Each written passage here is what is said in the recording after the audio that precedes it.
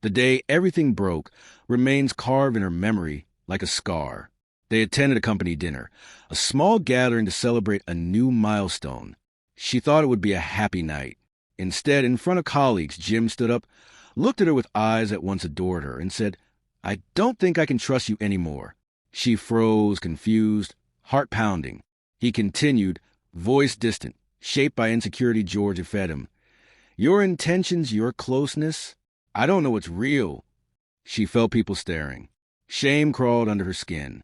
She excused herself, dignity barely holding her together, and left before tears could fall. She didn't beg or explain. What is the point of explaining to someone who has chosen to stop listening? She went home, sat on her bed, and stared at the wall wondering how kindness could be repaid with suspicion. She cried quietly that night, the kind of silent tears that come from a soul that has been bruised too deeply to shout. But life doesn't end in heartbreak, though it sometimes feels that way. In the weeks that followed, Anne forced herself to rise. She told herself that if love could vanish so easily, then maybe it wasn't the foundation she needed. With no job, no relationship, and no sense of direction, she turned to the one thing she could still control, her own strength. She took the tiny skills she had learned, borrowed an old laptop, and started a design business from her room. Work was slow at first. Some days she earned nothing. Some days she wanted to quit.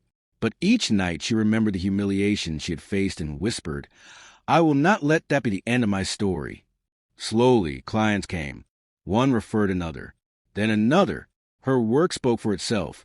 Simple, elegant, thoughtful, just like her. She poured her heartbreak into creativity. And life quietly began to shift again. Then came the call that changed everything.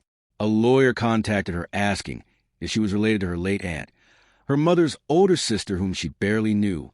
Confused, she confirmed. The lawyer asked her to come in. She expected a small inheritance, something modest.